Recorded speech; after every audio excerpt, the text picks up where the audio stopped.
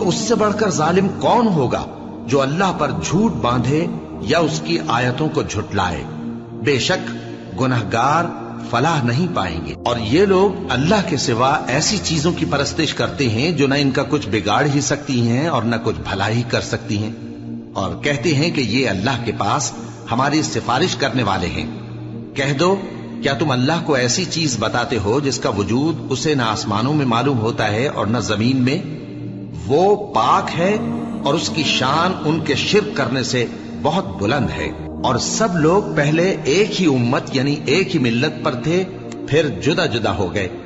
اور اگر ایک بات جو تمہارے پروردگار کی طرف سے پہلے ہی طے نہ ہو چکی ہوتی تو جن باتوں میں وہ اختلاف کرتے ہیں ان میں فیصلہ کر دیا جاتا۔ اور کہتے ہیں کہ اس پر اس کے پروردگار کی طرف سے کوئی نشانی کیوں نازل نہیں ہوئی؟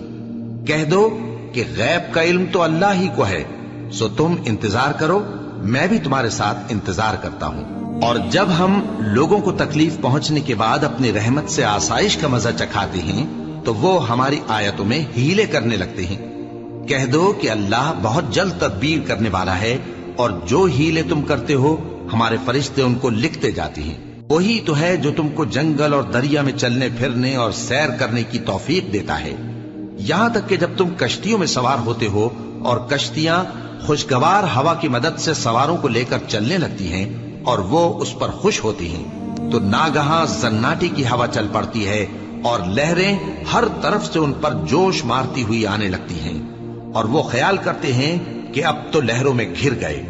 تو اس وقت خالص اللہ ہی کی عبادت کر کے اس سے دعا مانگنے لگتے ہیں کہ اے اللہ، اگر تو ہم کو اس سے نجات بخشے تو ہم تیرے بہت ہی شکر گزار ہوں۔ پھر جب وہ ان کو نجات دے دیتا ہے تو ملک میں ناحق شرارت کرنے لگتے ہیں۔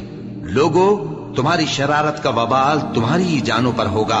تم دنیا کی زندگی کے فائدے اٹھا لو، پھر تم کو ہمارے ہی پاس لوٹ کر آنا ہے۔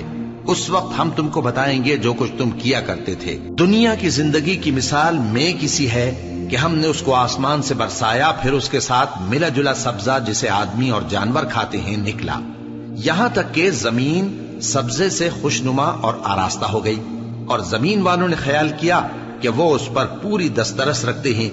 ناگہاں رات کو یا دن کو ہمارا حکم عذاب آ پہنچا تو ہم نے اس کو کاٹ کر ایسا کر ڈالا کہ گویا کل وہاں کچھ تھا ہی نہیں۔ جو لوگ غور کرنے والے ہیں ان کے لیے ہم اپنی قدرت کی نشانیاں اسی طرح کھول کھول کر بیان کرتے ہیں۔ اور اللہ سلامتی کے گھر کی طرف بلاتا ہے اور جس کو چاہتا ہے سیدھا رستہ دکھاتا ہے۔ جن لوگوں نے نیکوکاری کی ان کے لیے بھلائی ہے اور مزید اور بھی، اور ان کے چہروں پر نہ تو سیاہی چھائے گی اور نہ رسوائی، یہی جنتی ہیں کہ اس میں ہمیشہ رہیں گے۔ اور جنہوں نے برے کام کیے تو برائی کا بدلہ ویسا ہی ہوگا، اور ان کے چہروں پر ذلت چھا جائے گی اور کوئی ان کو اللہ سے بچانے والا نہ ہوگا۔ ان کے چہروں کی سیاہی کا یہ عالم ہوگا کہ ان پر گویا اندھیری رات کے ٹکڑے اڑا دیے گئے ہیں۔ یہی دوزخی ہیں کہ ہمیشہ اس میں رہیں گے۔ اور جس دن ہم ان سب کو جمع کریں گے پھر مشرکوں سے کہیں گے کہ تم اور تمہارے شریک اپنی اپنی جگہ ٹھہرے رہو، تو ہم ان میں جدائی ڈال دیں گے۔ اور ان کے شریک ان سے کہیں گے کہ تم ہم کو تو نہیں پوجا کرتے تھے، بس ہمارے اور تمہارے درمیان اللہ ہی گواہ کافی ہے، ہم تمہاری پرستش سے بالکل بے خبر تھے۔ وہاں ہر شخص اپنے اعمال کی جو اس نے پہلے کیے ہوں گے جانچ کر لے گا، اور وہ اپنے سچے مالک اللہ کی طرف لوٹائے جائیں گے، اور جو کچھ وہ جھوٹ باندھا کرتے تھے سب ان سے جاتا رہے گا۔